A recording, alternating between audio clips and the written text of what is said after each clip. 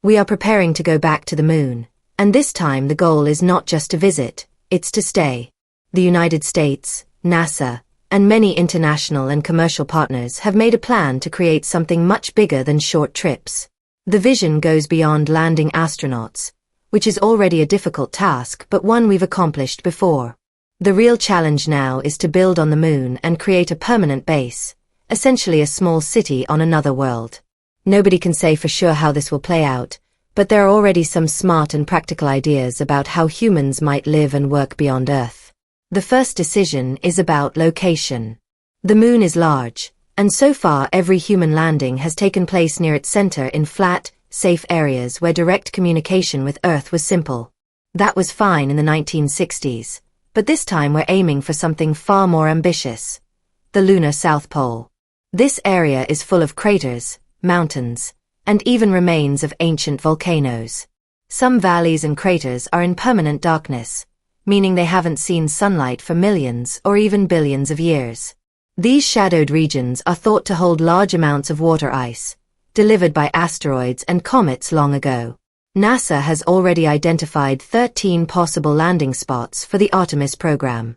Most of them are small regions on crater rims or mountaintops where sunlight is available, while being surrounded by deep shadows and rough terrain. Scientifically, this region could be one of the most fascinating places we've ever studied. At the same time, it's going to be extremely dangerous for astronauts who need to live and work there for weeks or even months. Building a base here will require creating an entire infrastructure similar to a city on Earth, but in an environment that is harsh and resource-poor. So, where do we even start?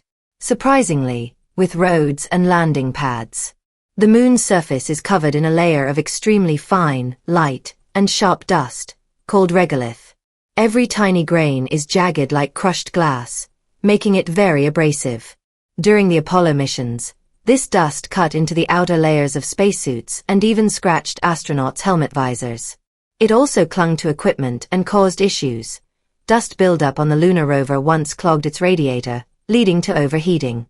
The bigger problem is that, without air and with very little gravity, once this dust is stirred up, it travels far. For example, during the Apollo 12 mission, astronauts landed near the Surveyor 3 probe, which had touched down years earlier. Even though Apollo landed about 180 meters away, dust from the lander's engines blasted the Surveyor probe so badly that it looked sandblasted. If we're going to have a moon base where rockets land and launch, vehicles drive around, and astronauts walk daily, controlling dust will be essential. That's why roads, landing pads, and hardened surfaces must be built to keep dust away from living and working areas. In the short term, there is a quick solution nicknamed Rhino Snot. This is a spray-on product used by the US military to stabilize dirt roads and helicopter pads in sandy environments, especially in Afghanistan. It hardens loose sand into a more solid surface and prevents clouds of dust from being kicked up during takeoffs and landings. Something similar could work on the moon at first. The problem, however, is that we'd need to transport it from Earth, which is expensive and also risks polluting the moon with microplastics. A better long-term idea is to use the moon's own surface material. Instead of importing solutions, we could melt the top layer of lunar soil and turn it into a hard glass-like surface. This would give us strong, dust-free areas to build on without adding foreign material to the moon. Such an approach would be scalable and sustainable, making it possible to slowly expand roads, landing pads, and eventually whole areas of infrastructure for a future lunar settlement. The European Space Agency is already experimenting with ways to create solid surfaces on the moon, and one of their projects is called PAVER, or PA for short. In this experiment, scientists use simulated lunar dust and a powerful laser to melt it into a hard, glass-like layer.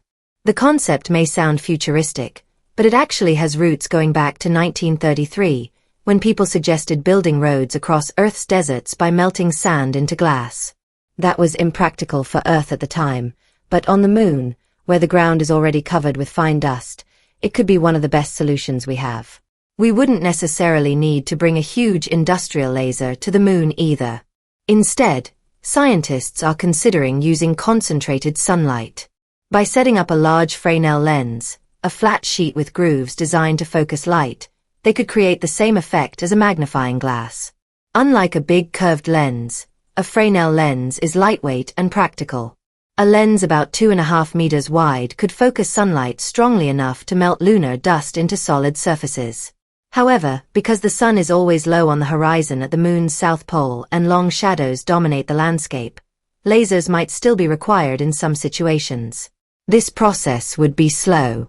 Current estimates suggest that making a landing pad about 100 square meters in size and 2 centimeters thick could take around 115 days, which is roughly 100 times slower than paving roads on Earth with asphalt.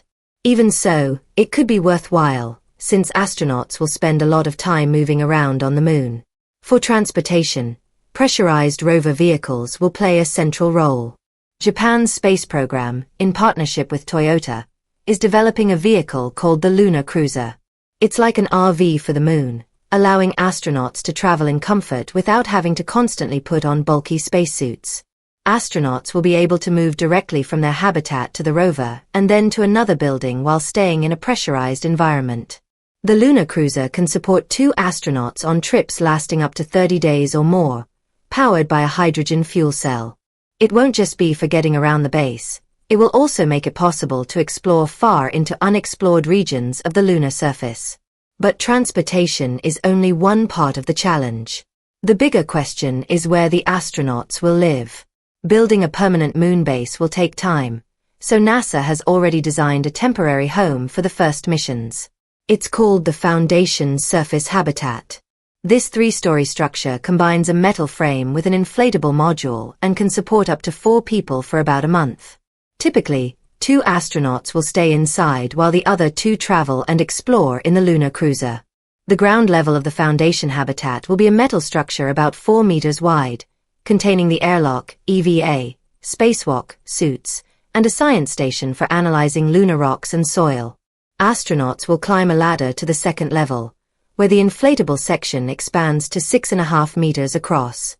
This floor will house exercise and hygiene equipment, as well as a biology lab for studying how the lunar environment affects plants and animals. Above that, the third level will serve as the main living area. Here, astronauts will find their sleeping quarters, a medical station, a small kitchen, and computer workstations. This level will also feature a human research lab, where astronauts will study how extended stays on the moon affect their own bodies. This temporary habitat will be a stepping stone. Once the foundation phase is complete, the focus will shift to building permanent structures that can protect astronauts for much longer missions. These structures will need to shield them from dangerous cosmic radiation, extreme temperature swings between lunar day and night, and the constant risk of small meteorite impacts. Only with these protections in place will a true lunar settlement be possible. To make a long-term home on the moon possible, scientists are looking back at the oldest and most reliable building method humans have ever used: bricks. Just like the idea of melting lunar dust into glass for roads and landing pads, we could also heat moon dust to form solid bricks. These bricks could then be used to build protective shells around inflatable or metal habitats. Such a shell would shield astronauts from dangerous cosmic radiation, help block micrometeorite impacts, and add insulation so heating and cooling would be more efficient. China has already started testing this concept with an egg-shaped design they call the Moon Pot Vessel. The plan is for robots to build it using a mix of traditional bricklaying methods, 3D printing, and lunar soil baked into strong blocks. In 2024, they made test bricks from 5 different types of simulated lunar soil and hardened them using 3 different heating techniques. Later that year, they sent the bricks to the Tiangong space station, where they were placed outside to face the vacuum of space, cosmic rays, and extreme temperature changes. For 3 years, they will see how well the bricks survive. Another bold idea comes from a US company called Skyports, which has NASA funding to explore a technique that looks like giant glassblowing. The process would involve heating lunar dust into a molten state and then using compressed gas to expand it into huge hollow spheres. Because the moon has very little gravity and no atmosphere, these glass bubbles could grow to enormous sizes without collapsing.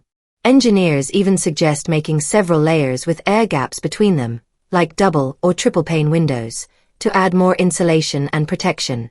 While this might not be the most practical option, It shows the creativity being explored. But none of these building plans matter without power. On Earth, solar energy is a reliable solution, but the Moon presents serious challenges. The Moon rotates much slower than Earth, which means a full day and night cycle lasts about 29 Earth days. That translates into 14 days of constant sunlight, followed by 14 days of complete darkness. Solar power works fine during the 2 weeks of daylight, but during the 2 weeks of darkness, equipment freezes and stops functioning. Many solar-powered landers and rovers have failed for this exact reason. Complicating things further, many of the most promising landing sites for NASA's Artemis program are at the lunar South Pole. These areas are surrounded by deep shadows that never receive sunlight, which is exactly where water ice is likely to be found. To survive there, we need a power source that doesn't depend on the sun, and the answer is nuclear energy.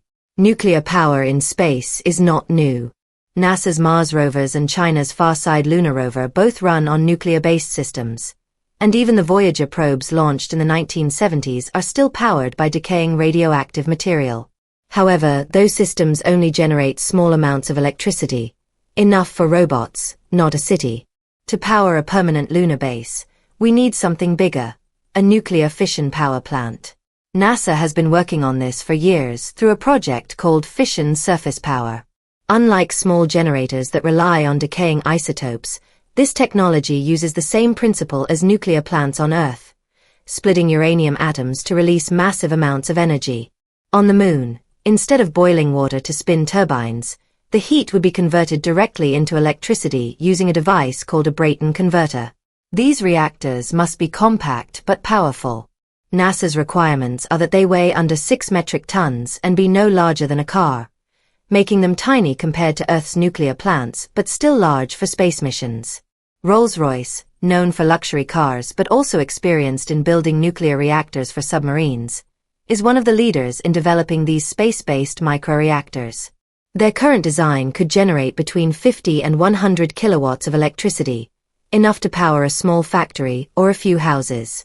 Just one unit would be enough to run an early lunar base, and several working together could power a full moon city.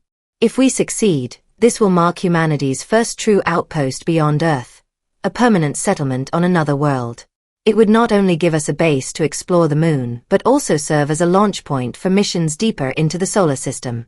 If we can learn how to live, build, and thrive on the moon, we unlock possibilities that Earth alone could never offer. It will be the first big step toward humanity becoming a spacefaring civilization.